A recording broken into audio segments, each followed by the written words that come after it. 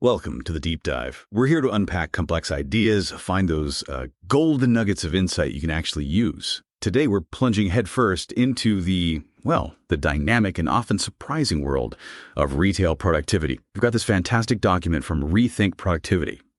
It dares us, really, to ask some big questions. Questions about what's really costing businesses money and, what retail might look like if we just tossed out some old assumptions. Our mission: help you understand the true costs, yes, but also the incredible hidden opportunities just waiting in modern retail.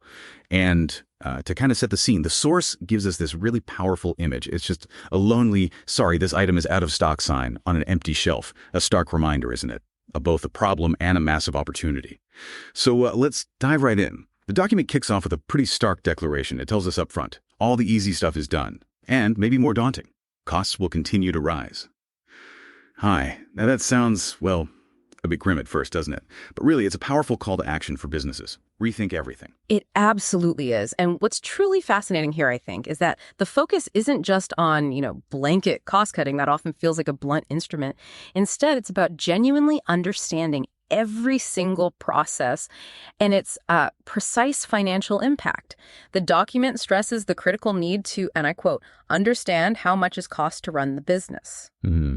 So this means moving beyond just those high-level numbers and really digging into the nitty-gritty of every operation, uncover its true financial weight. That makes perfect sense. Yeah. If the easy cuts are gone, you have to get, forensic about it. So where does this source suggest retailers look next? For those significant opportunities, it points directly to stock process management, urging a much deeper dive into the true cost of these seemingly routine operations. Right. And that leads us to a crucial question, really.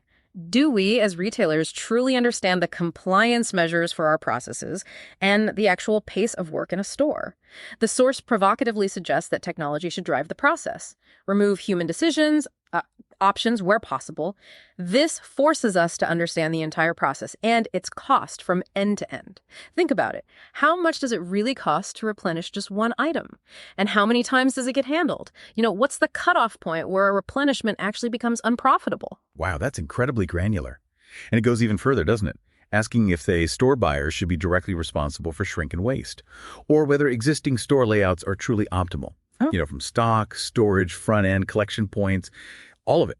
It challenges assumptions we've probably held for decades. Precisely. And this is where modern technology isn't just a nice to have anymore. It's fundamental. It's an enabler. The source highlights tools like computer vision focal systems, using cameras basically to monitor shelves, spot gaps, misplaced items, all in real time. It also mentions ESL plus pick-to-light systems, where lights show staff exactly where to pick items, speeds things up enormously, and of course things like QR codes and NFC for quick data capture, tracking, stuff we see more and more. But if we connect this to the bigger picture, these aren't just trendy gadgets, right? They're vital tools. Gathering that detailed data, automating processes, and ultimately revealing those hidden costs and inefficiencies that, manual processes often hide. It really sounds like a move towards radical transparency in how things run. The document also touches on the human element. Asking if the time a task is done matters. Time of day or how close to the end of a shift, does that impact pace, efficiency? And it raises this intriguing link between colleague, tenure, staff turnover, and overall productivity. Interesting. Okay, let's shift gears a bit. Talk about the retail front end. Because here's where it gets really interesting, I think. The front end, it's just not about traditional tills anymore, is it? The source outlines a massive opportunity for holistic front end change. It's like a complete reimagining of how customers interact with the store. Oh, definitely. We're certainly seeing that accelerating trend of increasing self-scan and self-pay transactions. It's everywhere, which naturally leads to fewer colleagues at tills. That's the obvious consequence. But as you say, this isn't simply about automation. It's a complete redefinition of the front end's role. It now has to seamlessly handle, increasing click and collect and the third-party parcel volumes. Huge growth there, all while still needing to manage refunds, queries, the complex stuff, the human-centric tasks. Yeah, what stands out to me here are some of the truly creative, almost futuristic ideas. Like the source suggests selling stock that must be behind a screen or to fill empty boxes vending. It's like, could you vend electronics?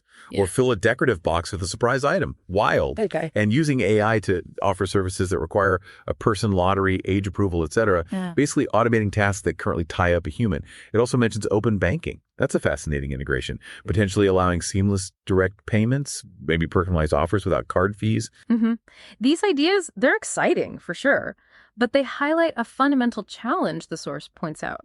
Many businesses are, quote, struggling to optimize for now with flexibility for future change. It's a tricky balancing act, isn't it? You need to solve today's problems efficiently, yes, but also build systems agile enough for tomorrow's unknowns. Right. So with all these immediate challenges, these tech shifts, what does this mean for how we fundamentally operate a retail business? The document then shifts into some really provocative, creative thinking what would happen if scenarios. These are designed, I think, just to push boundaries, challenge every sacred cow in retail. Okay, just imagine this. What if there wasn't a store manager in every store? Right. Or what if physical offices were closed, except, for interviews and disciplinaries? That's a massive structural shift. Absolutely massive. And building on that, the source explores potential for really radical flexibility in staffing. How about colleagues worked across multiple stores and bid on local shifts? That could be transformative for employees and the business. And then there are the operational what-ifs. These really make you stop and think. What if field visits were conducted 50% of the time via technology? Remote visits, or get this, head office couldn't contact BMO stores other than via one approved portal on selected days? Wow. What if you just stopped completing all the checklists? Other than the legally required ones, obviously. I can almost hear the collective sigh of relief from store managers right now. That's a great point. And the source also challenges traditional inventory management in a big way. Imagine no stock counting, just none. That's radical. It's not just saving labor, is it? It implies this fundamental shift, maybe trusting real-time data or accepting some ambiguity. Huge implications for capital, for staff deployment. They suggest maybe senior leaders accepted stores shouldn't be 100% faced all the time. Perfectly neat shelves. Maybe not always necessary. Or even you only face up for 1 hour per day. And how about only replenish when needed, not on a fixed schedule? Or even slow sellers deliver to singles then discontinued, stop wasting space. It also mentions displays were all original outers, no singles, suggesting a shift away from perfectly arranged individual items. It almost sounds like, lean manufacturing principles, but applied to retail. Imagine a retail world where promotions were simpler and maybe less frequent, or perhaps more frequent but simpler, removing that operational complexity.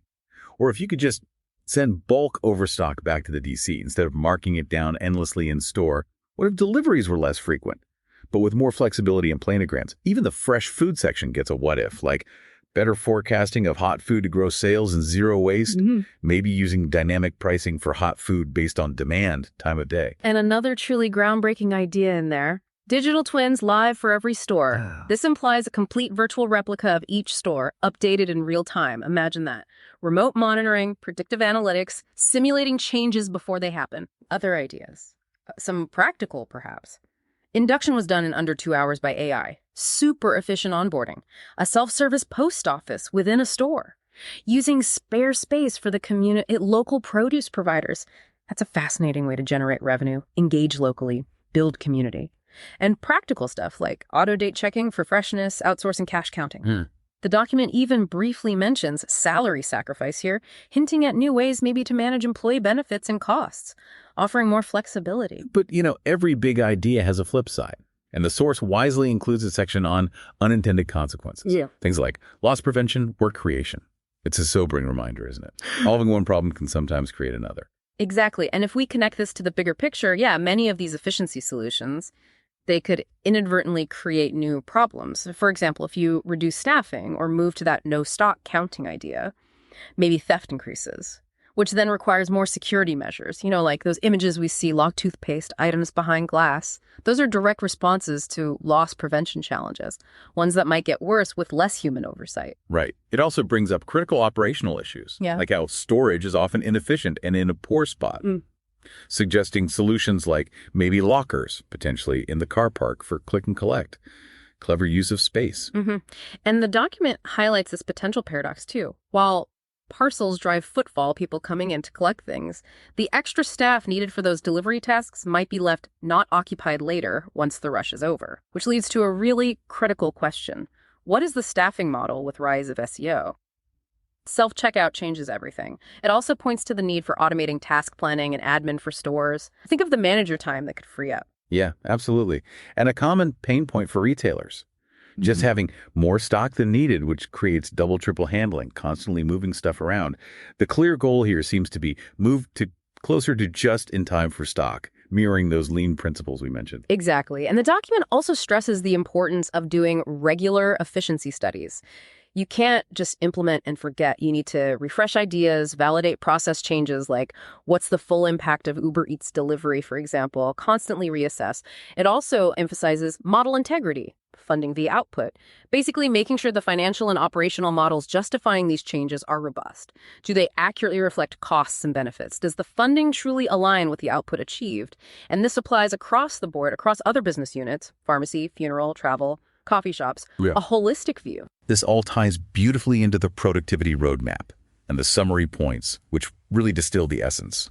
What stands out to me is the clear, actionable guidance. Things like manage change via the workload model to ensure fair funding. Drive ATV, average transaction value, always important. And the absolutely critical principle, get the right work done or the right role at the right cost. That last point is so key. And maybe, just maybe, the most powerful insight from the entire document is its call to stop NVA processes pre-digitization. NVA meaning non-value added. What it's saying is, identify and eliminate any activity that doesn't add value before you even think about automating it. Don't just automate a bad process, right? Get rid of the bad process first. It's a profoundly efficient way to approach change. What an incredible deep dive. We've covered so much, from the hidden costs of just putting stock on a shelf to imagining a world without store managers in every store. It's clear that moving beyond the easy stuff, well, it requires truly creative thinking, doesn't it? A willingness to question every single assumption. It feels like a powerful roadmap for an industry that's just constantly in flux. Absolutely. And, knowledge is most valuable when it's understood and actually applied. This deep dive really shows us that the future of retail isn't just about throwing more technology at problems. It's about smarter processes, a deeper understanding of true costs, true value. It really boils down to that. Getting the right work done by the right role at the right cost, and crucially, eliminating what doesn't actually add value. So for you, our listener, here's something to mull over as we wrap up. If physical retail stores really do embrace these radical changes, if they increasingly automate or outsource traditional functions, what new, perhaps unforeseen forms of value might they offer to customers? Something beyond just simple transactions. And thinking about the people still working there. What entirely new skills might become absolutely essential for that human element in these evolving spaces?